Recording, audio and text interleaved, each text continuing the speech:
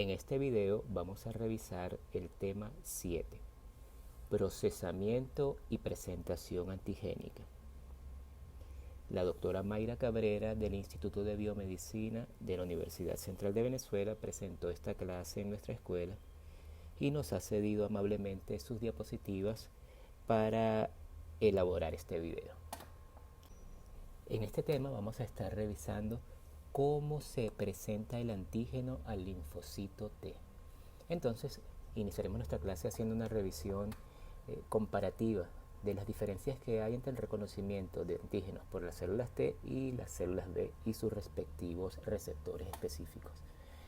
Vamos a ver cómo los patógenos pueden ingresar a las células presentadoras de antígenos por distintas vías y cómo esas vías de ingreso van a determinar la vía de procesamiento de esos antígenos, si es una vía endocítica o si es citosólica. Cómo estas vías van a conducir a que los antígenos se combinen con distintas moléculas del complejo principal histocompatibilidad.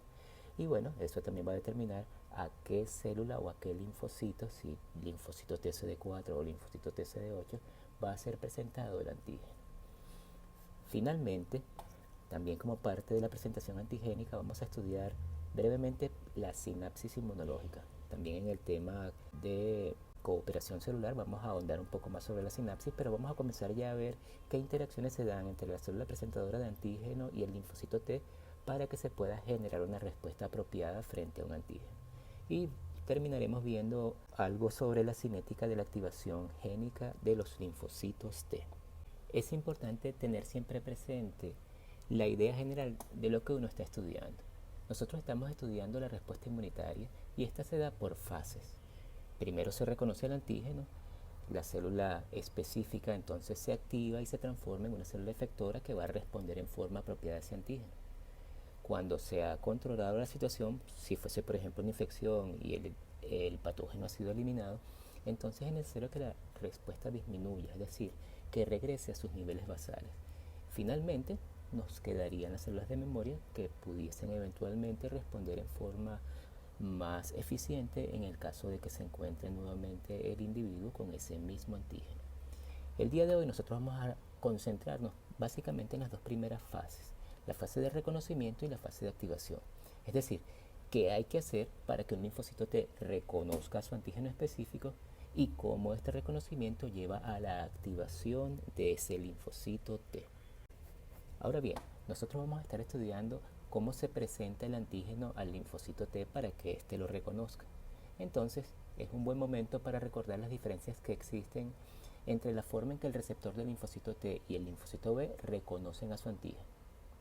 La molécula de anticuerpo o inmunoglobulina de membrana, que es el receptor del linfocito B, puede reconocer a su antígeno en forma nativa, mientras que el linfocito T requiere que el antígeno le sea presentado en el contexto, es decir, unido, asociado con una molécula del complejo principal de histocompatibilidad. La naturaleza de los antígenos que se reconocen también es distinta. El anticuerpo puede reconocer péptidos, ácidos nucleicos, polisacáridos, lípidos, sustancias químicas diversas, mientras que el linfocito T, su receptor, está adaptado específicamente para reconocer péptidos, fragmentos de proteínas. Hay algunas excepciones que vamos a ver en el caso de la molécula CD1, pero básicamente son péptidos lo que reconoce el linfocito T. Lo otro es que él solo reconoce un fragmento de todo el péptido antigénico. Ya hemos visto que el bolsillo de unión al antígeno de las moléculas de clase 1 solo pueden unir péptidos de unos 8 a 10 aminoácidos, mientras que las moléculas de clase 2, péptidos de 13 a 18 aminoácidos. Eso hace claro entonces que la proteína antigénica debe ser recortada, procesada previamente para seleccionar solo el fragmento que se va a unir al bolsillo de unión al antígeno de las moléculas del complejo principal de histocompatibilidad y entonces ser presentadas al linfocito T. Todo eso es lo que vamos a estudiar hoy. Cómo se prepara el antígeno para que la célula T lo pueda reconocer. Debemos tener claro que los antígenos pueden tener procedencia diversa, es decir, llegar a la célula por distintas vías. Algunos antígenos, buena parte de ellos, son extracelulares. Entonces, la célula presentadora de antígenos debe endocitarlos incorporarlos al interior de la célula para comenzar su procesamiento. Otros antígenos pueden estar dentro de la propia célula. Así, virus o bacterias intracelulares que se replican dentro de la propia célula infectada pueden generar proteínas antigénicas dentro de la célula. En el primer caso, los antígenos que son exógenos y al incorporarse a la célula fagocítica estarían dentro de vacuolas endocíticas, mientras que los antígenos que se generan en el interior de la célula pueden estar localizados en el citosol de la célula. Dependiendo de esa localización, también va a haber una diferencia en la forma en que van a ser procesados. Los antígenos que están en el citosol son procesados o degradados en el propio citosol y siguen una vía que los va a llevar a unirse finalmente a moléculas del complejo principal histocompatibilidad clase 1, para entonces ser presentados a linfocitos T CD8 positivo. Los antígenos exógenos siguen una vía que se conoce como vía endocítica, donde son degradados a través de fagolisosomas para finalmente ser unidos con moléculas del complejo principal histocompatibilidad clase 2 y ser presentados a linfocitos T CD4 positivo. Fíjese entonces que hay distintas vías para las distintas localizaciones de antígenos y que esto a su vez va a llevar a la presentación a distintos linfocitos T, lo cual sugiere ya una compartimentalización de la respuesta inmunitaria que va desde los inicios del propio procesamiento de cada antígeno. En algunos casos se necesita que antígenos de procedencia exógena sean presentados a linfocitos T CD8 positivo. Hay un proceso conocido como presentación cruzada en el cual es posible lograr este objetivo. Pasemos pues a estudiar los detalles de cómo se procesan los antígenos endógenos, es decir, esos que se producen dentro de la propia célula y que están ubicados en el citoplasma. En esta figura vemos un ejemplo de un antígeno viral. Cuando un virus infecta una célula, utiliza la propia maquinaria de la célula para replicarse. Como parte de esta replicación se producen proteínas, algunas de las cuales tendrán características antigénicas. Esas proteínas están en el citoplasma. Allí también está el proteasoma, un complejo enzimático capaz de degradar péptidos. Recordemos que las moléculas de clase 1 del complejo principal histocompatibilidad pueden alojar péptidos de 8 a 10 aminoácidos. Entonces el proteasoma degrada las cadenas polipeptídicas grandes para transformarlas en péptidos de esa longitud. Estos péptidos deben ser transportados al interior del retículo endoplasmático, donde se están sintetizando las cadenas del complejo principal histocompatibilidad clase 1. Este transporte de péptidos del citosol al retículo endoplasmático se lleva a cabo a través de una proteína llamada o un par de proteínas llamadas TAP1 y TAP2, transportadores específicos que ingresan el péptido al retículo endoplasmático, donde finalmente se puede combinar con la molécula del complejo principal histocompatibilidad clase 1.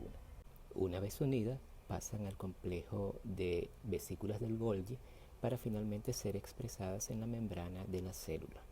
Cuando en el retículo endoplasmático se sintetiza la cadena alfa de la molécula clase 1 del complejo principal histocompatibilidad, esta se une con una proteína llamada calnexina que la va a estabilizar hasta tanto esta cadena alfa se pueda unir con la beta 2 microglobulina.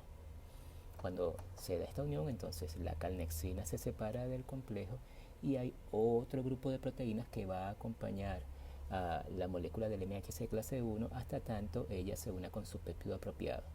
Este complejo proteico incluye la calreticulina, la tapacina, la proteína conocida como ERP57 y la propia TAP, es decir, el transportador de péptidos desde el citosol hasta el retículo endoplasmático.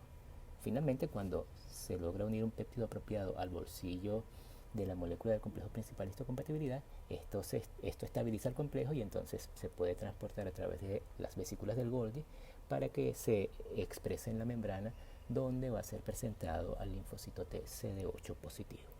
Hemos descrito cómo se procesan los antígenos que están en el interior de la célula. Pero, ¿qué pasa con aquellos antígenos que están fuera de la célula? Entonces hay que hacer un proceso especial. Y lo primero, indudablemente, es ingresar esos antígenos al interior de la célula que los va a procesar. Existen varios mecanismos para lograr este objetivo. La fagocitosis, la pinocitosis, la captación de antígenos mediada por receptor son algunos de ellos. un grupo de células conocidas como células presentadoras de antígeno profesionales se han especializado en la tarea de poder captar y procesar antígenos exógenos.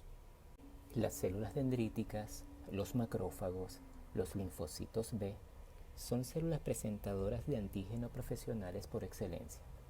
Ellas no solo tienen la capacidad de captar, endocitar a los antígenos exógenos, sino que también pueden expresar las moléculas del complejo principal de histocompatibilidad clase 2, que son necesarias para presentar a este tipo de antígenos a los linfocitos T CD4 positivo. Adicionalmente, pueden suministrar al linfocito T las señales coestimuladoras para que esta célula responda en forma apropiada al antígeno que se le está presentando. Pasemos ahora a ver los detalles de cómo se procesan los antígenos exógenos. En la parte superior de esta figura se representa de color rojo a un antígeno que está fuera de la célula. La célula lo incorpora a su interior por uno de los procesos que ya hemos mencionado anteriormente, y así el antígeno estaría en el interior de un endosoma. Este endosoma se va acidificando gradualmente para permitir la acción de proteasas que van a degradar la proteína original grande en pequeños fragmentos que van a ser capaces de unirse al bolsillo del antígeno de la molécula del complejo principal de histocompatibilidad clase 2. En la parte inferior de la figura se representa cómo se va preparando esta molécula del complejo principal de histocompatibilidad. Se sintetizaría en el retículo endoplasmático y luego pasaría a vesículas de Golgi que también lo van a ir transportando gradualmente. Fíjense que en este caso la molécula del complejo principal de histocompatibilidad está unido a una cadena invariante representada de color rojo. Esta cadena invariante se va a ir degradando progresivamente hasta que finalmente en el conocido como endosoma tardío lo que va a quedar es un pequeño péptido conocido como CLIP que va a ocupar el sitio de unión al antígeno de la molécula del complejo principal de histocompatibilidad, de manera de preservar este sitio hasta tanto se una el péptido antigénico que es el que va a ser presentado. Entonces, en estos endosomas tardíos, cuando ya se ha procesado el péptido antigénico que había sido endocitado, se van a fusionar estas vesículas donde están el antígeno procesado y la molécula del complejo principal de histocompatibilidad, y entonces por acción de una molécula del complejo principal de histocompatibilidad no clásica, la HLA-DM, se va a permitir el intercambio para que salga el clip e ingrese al bolsillo el péptido antigénico que entonces va a ser presentado en la membrana de la célula presentadora de antígeno. Otra figura para ilustrar el mismo proceso que acabamos de describir, en la parte superior se ve cómo se incorpora al péptido exógeno y gradualmente se va acidificando la vesícula endocítica para permitir la degradación del mismo. En la parte inferior se ve cómo se sintetiza la molécula del complejo principal de histocompatibilidad en el retículo endoplasmático y luego viaja a través de vesículas del Golgi acompañada por la cadena invariante, hasta que puede fusionarse con la vesícula donde se había estado procesando el péptido antigénico y finalmente a través de la acción de HLA-DM se media el intercambio entre el CLIP y el péptido antigénico que se unirá a su bolsillo en la molécula del complejo principal de histocompatibilidad clase 2. Finalmente, este complejo MHC clase 2 péptido antigénico se expresará en la membrana de la célula presentadora de antígeno para que pueda ser reconocido por el TCR específico. Recordemos que las proteínas son moléculas grandes, de manera que al ser procesadas pueden generar diversos fragmentos distintos unos de otros. Aquí a la izquierda de esta figura se representan péptidos de color rojo, verde y amarillo que proceden de una misma proteína antigénica original. Bueno, en este ejemplo, el péptido verde, que está formado por los aminoácidos 35 al 48 de la proteína antigénica original, es apropiada para unirse con el bolsillo de la molécula HLA-DR4. Y esta molécula sería entonces la que uniría a ese péptido concreto y lo expresaría en la membrana de la célula. Por su parte, el péptido representado en color amarillo, que comprende los aminoácidos 110 a 122 de la proteína antigénica original, es apropiada para unirse con el bolsillo de la proteína HLA-DP2 y será esta molécula del MHC la que presentará este péptido concreto en la superficie, en la membrana de la célula presentadora de antígeno. Fíjense que aquí hay varias cosas que podemos aprender. Por una parte, una misma célula presentadora de antígeno puede estar simultáneamente presentando diversos péptidos que van a estimular a diversas poblaciones de linfocitos T específicas. Por otra parte, también es importante que entendamos que todos estos péptidos, aunque son diversos, proceden de una misma proteína antigénica original. Las dos vías que hemos descrito hasta ahora, la vía endocítica y la vía citosólica, son apropiadas para procesar y presentar antígenos de naturaleza peptídica. Pero en la naturaleza existen otros antígenos que no son de naturaleza proteica. Los lípidos especialmente llaman la atención, algunos de ellos combinados con moléculas glucídicas o incluso con partes proteicas. Entonces tendríamos los glicolípidos o las lipoproteínas. También forman parte estructural importante de patógenos como el Mycobacterium tuberculosis y otros microorganismos de importancia clínica. Entonces, ¿cómo responder ante este tipo de antígenos? Pues hay una familia de proteínas que estructuralmente están relacionadas con las moléculas del complejo principal histocompatibilidad, aunque son codificadas por genes que están fuera del complejo principal histocompatibilidad, conocidas como CD1. Ellas tienen bolsillos de unión al antígeno profundos y de naturaleza hidrofóbica que permiten que se acomoden en ella antígenos como los glicolípidos o las lipoproteínas, poniendo sus colas no polares en la parte profunda de estos bolsillos y exponiendo sus cabezas polares. De esta manera puede presentarse este tipo de antígenos a los linfocitos T, tanto los de TCR alfa beta como los de TCR gamma delta, y generar una respuesta hacia este tipo de antígenos. Esta figura nos presenta la presentación antigénica con sus respectivas vías de procesamiento para las moléculas MHC clase 1, la molécula MHC clase 2, comparándolas con la molécula CD1 que acabamos de describir.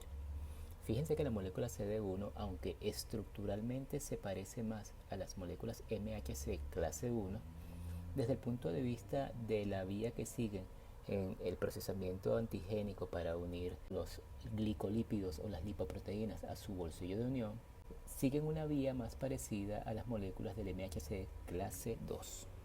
Haciendo un recuento, de acuerdo a la naturaleza del antígeno, si es proteica o lipídica, de acuerdo a la localización celular de este mismo antígeno, si es citosólica o si el antígeno ha sido endocitado, habrá la posibilidad de que este antígeno sea presentado bien por las moléculas del complejo principal histocompatibilidad clase 1, las de clase 2 o las moléculas de la familia CD1, para a su vez ser presentado a linfocitos T CD8 positivos, linfocitos T CD4 positivos o linfocitos T que pueden ser alfa beta o gamma delta, o células que expresen el receptor NK1.1 como son las células NKT. Hasta este punto de nuestro análisis hemos estado haciendo un énfasis en la presentación de un antígeno específico al linfocito T para generar una respuesta. Sin embargo, para que se active la célula T, es necesario que se le suministren también otras señales que ayuden a que ella responda al antígeno que se le está presentando. Son señales que conocemos como señales de coestimulación. En la parte izquierda de esta diapositiva se representa lo que se conoce como la sinapsis inmunológica, la interacción que se da entre la célula presentadora de antígeno y el linfocito T. Esta interacción requiere la participación de múltiples moléculas. Representadas hacia la parte superior está el reconocimiento antigénico, donde se involucran las moléculas que hemos estado discutiendo. Las moléculas del complejo principal histocompatibilidad que presentan un péptido al TCR. Esta sería la primera señal que necesita la célula T para activarse. La otra señal viene dada por las moléculas de coestimulación, representadas hacia la parte central de la figura en un recuadro de color violeta. En la parte inferior de esta ilustración en un recuadro de color rojo está otro tipo de moléculas que tienen que ver con la adhesión celular. Estas moléculas estabilizan la unión entre la célula presentadora de antígeno y el linfocito T mientras se está dando el proceso de reconocimiento y activación. A la derecha hay una ilustración que trata de resumirnos lo que ya hemos estado presentando. La señal número 1, dada por el reconocimiento específico del antígeno a través de la interacción MHC-péptido-TCR. En el centro, la señal número 2 de supervivencia, que la darían las moléculas coestimuladoras. Y la tercera señal, que está representada en la figura de la derecha, está suministrada por citoquinas que se van a ir produciendo durante este proceso de activación celular. Dedicaremos la última parte de esta presentación a la discusión de las moléculas del linfocito T que tienen que ver con el reconocimiento antigénico. Comenzaremos con el TCR, que es el receptor de reconocimiento del antígeno del linfocito T. El TCR está formado por dos cadenas polipeptídicas. Puede ser un receptor formado por cadenas alfa-beta o por cadenas gamma-delta. El 95% de los linfocitos T circulantes tienen TCR formados por cadenas alfa-beta. Las dos cadenas polipeptídicas del TCR están asociadas mediante un puente disulfuro. Como se representa en la figura de la izquierda de esta diapositiva, las dos cadenas del TCR están ancladas a la membrana del linfocito T. Tienen una cola citoplasmática corta, una región transmembrana y dos dominios extracelulares. El que está más cercano a la membrana es un dominio constante, el que está más distal es un dominio variable. Ambos recuerdan a los dominios constante y variable de las cadenas de inmunoglobulina. Por lo tanto, el TCR también forma parte de las superfamilias de inmunoglobulinas. La imagen a la derecha de la diapositiva nos recuerda que el TCR se expresa en la membrana estrechamente asociado con moléculas de CD3 y cadenas Z. Todas estas son proteínas que tienen largas colas intracitoplasmáticas con dominios ITAMS que permiten activar la cascada de señalización una vez que el TCR interactúa con su antígeno específico. Ahora bien, en una forma que nos recuerda la estructura de las moléculas de inmunoglobulina, el TCR tiene en su región variable unas regiones conocidas como regiones determinantes de complementariedad, CDR, dos de las cuales, CDR1 y CDR3, interactúan especialmente con el péptido antigénico, y la otra, CDR2, interactúa especialmente con la molécula del complejo principal de histocompatibilidad. Al igual que nos preguntamos cuando analizábamos la molécula de anticuerpo, pensamos cómo es posible que se generen sitios de reconocimiento antigénico tan diversos para poder reconocer a la amplia variedad de antígenos que hay en la naturaleza con un número limitado de genes. Pues al igual que para la molécula de inmunoglobulina, esto se resuelve combinando diversos segmentos génicos para formar las regiones variables de las cadenas de la molécula de TCR. Así, para formar la región variable de las cadenas beta y delta, hay segmentos génicos V, D y J, de variabilidad, de diversidad, de unión. Para las cadenas alfa y gamma, hay segmentos génicos V y J que se pueden combinar entre sí para dar origen a esta región variable. Entonces, la combinación de diversos segmentos génicos puede dar lugar a una gran variedad de regiones variables de reconocimiento del antígeno en los TCR. En esta figura se nos representa cómo la información de línea germinal del ADN se recombina para dar lugar a que los segmentos V y J se unan y codifiquen para la región variable de la cadena alfa en la parte superior de la figura, y para que segmentos V, D y J se recombinen en forma apropiada para codificar la región variable de la cadena beta en la parte inferior de la diapositiva. Luego estas regiones variables se combinarán con sus respectivas regiones constantes para dar finalmente la información necesaria que permita codificar las cadenas alfa y beta del TCR. Existen, por tanto, varios mecanismos que permiten ampliar la diversidad del repertorio del TCR. La diversidad combinatoria entre los numerosos segmentos génicos de las regiones variables, la ambigüedad de la unión, las inserciones génicas o de lesiones en esos puntos de unión de los segmentos génicos de las regiones variables, la combinación de las cadenas alfa y beta, todos estos mecanismos contribuyen a la diversidad del repertorio del TCR.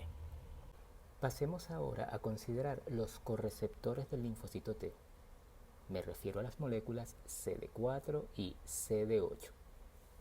La molécula CD4, tal cual muestra ilustrada en la parte izquierda de esta figura y de color anaranjado, está formada por una única cadena polipeptídica, mientras que el CD8 está formado por dos cadenas polipeptídicas unidas por un puente disulfuro. Ambas están ancladas a la membrana y tienen colas citoplasmáticas que pueden mediar señales de activación una vez que interactúan el linfocito T con el antígeno respectivo.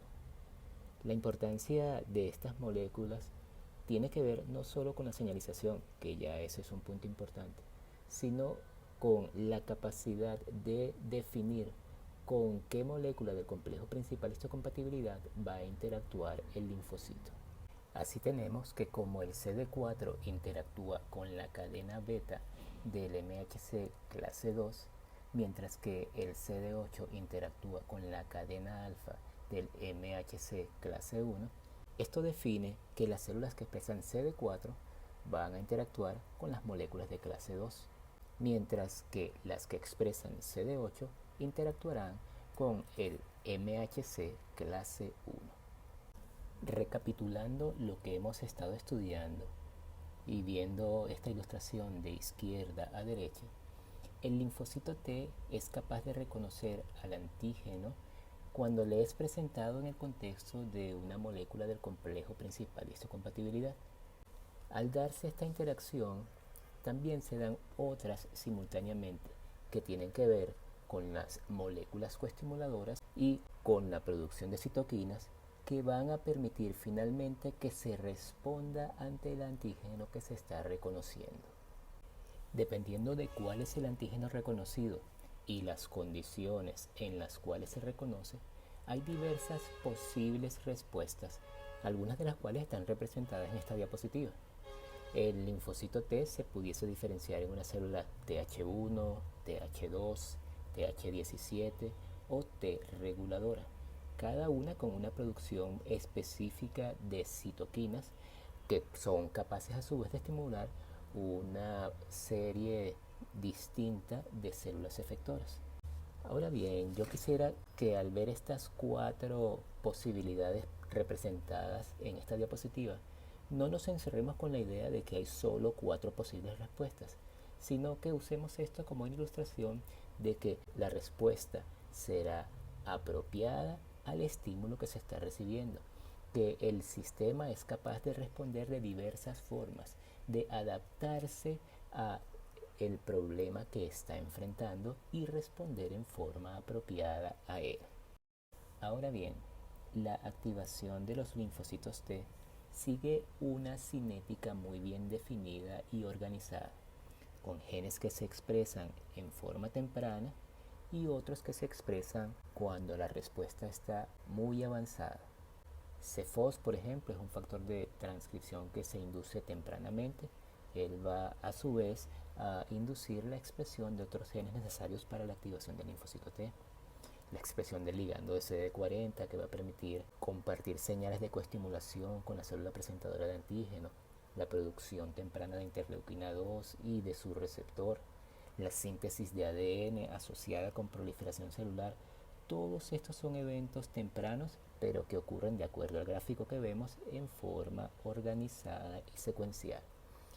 Cuando la respuesta ha avanzado en el tiempo, después de 1 o 2 semanas, se comienzan a expresar otros genes tardíos que también sirven para regular a la misma respuesta. Como un ejemplo de estos cambios de expresión que se generan en el tiempo durante el desarrollo de una respuesta del linfocito T, Tenemos como tempranamente se expresa la molécula CD28 que interactúa con B7 en la célula presentadora de antígeno, suministrando señales de coestimulación positiva que ayudarán a activar el linfocito T. Sin embargo, a medida que pasa el tiempo, comenzará a expresarse otra molécula coestimuladora que emitirá hacia el linfocito T señales de coestimulación negativa. CTLA4 ayudará entonces a modular, detener una respuesta cuando ya sea el momento de que ésta termine. Concluimos así entonces con nuestra revisión del tema 7, procesamiento y presentación antigénica. Nuevamente agradecemos a la doctora Mayra Cabrera por habernos cedido sus diapositivas para la realización de este video. Esperamos que pueda serles de utilidad en la comprensión de este importante tema en la asignatura.